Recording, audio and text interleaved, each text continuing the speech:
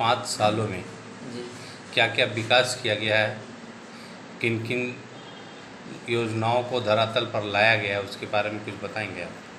जी मुख्यमंत्री का जो 7 निश्चय पेयजल योजना था, वो मुख्यमंत्री का प्रिय योजना था। उसको हम लोग धरातल पर 100% उतारने का काम किए हैं। अपनी प्रखंड ने पहला नल जल योजना की जो विकास करने का काम किया वो ग्राम पंचायत सलैया कला में किया है। और बहुत सारे नली गली योजना था, वो सारे सरकार की 100% काम हुई सलैया पंचायत में। और जो भी इंदिरा आवास वगैरह जो भी था हमारे पंचायत में, जितनी भी विकास थी, ये अब जनता से रूबरू कराना और उसको अपना अधिकार का प्रतीक देना हम लोग द्वारा किया गया। अभी 5 साल बीतने के बाद फिर से चुनाव आ गया है, जी तो अगला जो चुनाव है उसमें लोगों को क्या बता रहे हैं आप? अगला चुनाव में जो बिहार सरकार के आगामी योजना जो है स्ट्रीट लाइट है, लोगों की आपको जन वितरण प्रणाली की, जिस पर हम लोग का सरकार द्वारा बताया जाता है कि गरीबों के हक के दिलाने के लिए उसको प्रति काम करेंगे।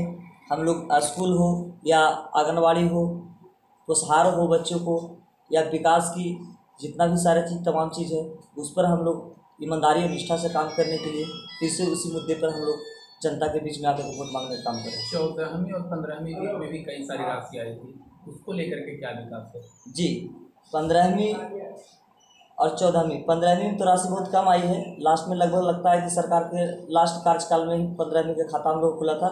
एक 14वीं एक पंचम की योजना थी। उस योजना में भी हम लोग का जो वहाँ से लेटर आया, जो निर्देश आया जिस पर खर्च करने के लिए हम लोग उस पर खर्च किए। कुछ कोरोना महामारी पर भी खर्च किया गया, जैसे मास्क पर किया गया, सैनिटाइजर पर किया गया और वगैरह वगैरह काम पर भी किया गया। मनरेगा के लेकर के कितना है? मनरेगा के काम जो है हम लोग कच्चा काम बहुत ज़्यादा किए, जिसमें वर्कर को हम लोग ज़्यादा काम दिए हैं। मेरा पंचायत में डाटा भी मौजूद है कि हमने 80% जो है 90% जो है मिट्टी वाला काम किए हैं, जिससे लोग का रोजगार बढ़ा है। हमने पक्का बहुत कम काम कर पाया। कितने लोगों का लगभग रोजगार योजना मिलता है?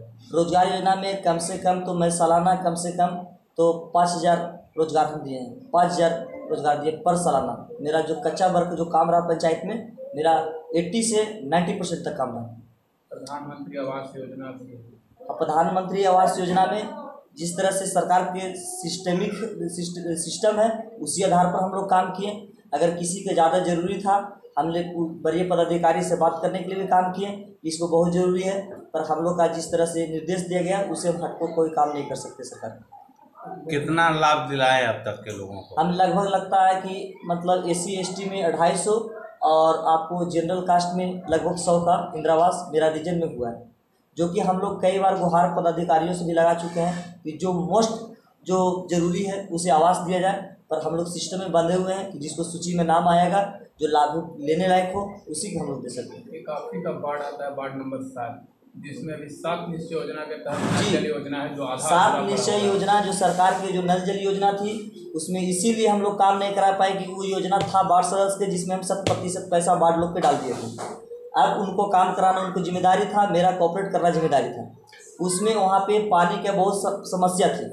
जब पानी की समस्या थी तो वार्ड और सचिव वगैरह बोला कि अगर किसी तरह से वार्ड अगर बोरिंग अगर फेल होता है तो आपको जो है जवाबदेही या पैसा अमाउंट आपको देना पड़ेगा। हमने कहे कि नहीं, हम पैसा जो है नल जल बोरिंग फेल होने पर हम क्यों देंगे, ठीक है, आपको हम पैसा दें उसी से काम कराएं। इसीलिए अब सरकार के नियम आया है कि अगर उस वार्ड में पैसा नहीं है, 7 निश्चय योजना के जो धरातल उतारा है नीतीश कुमार मुख्यमंत्री, माननीय मुख्यमंत्री जी, तो हम लोग 5 किलोमीटर दूर से भी ला करके उस पानी की सप्लाई देंगे। तो अब हम लोग 7 निश्चय में वहाँ पे काम होगा। कहीं ना कहीं आपके क्षेत्र से डीलरों का भी मनमानी का शिकायत आता है, उस पर अभी तक के आप जनप्रतिनिधि होने के नाते क्या है? देखिए, हमने तो एक कम से कम तो अगर जहाँ पे अनियमता जो बरती गई है आपको जन वितरण में, तो कम से कम तो हमने इस कदम को 2-4-10 बार किए हैं। पर आप जो भी कहिए, हमने जहाँ भी शिकायत की है हम लोग पुष्टि जो जनप्रतिनिधि के जो पुष्टि होना चाहिए था उस तरह से आज तक पदाधिकारी हम लोग के साथ सहयोग नहीं की। चुनाव है, चुनावी मुद्दा क्या है?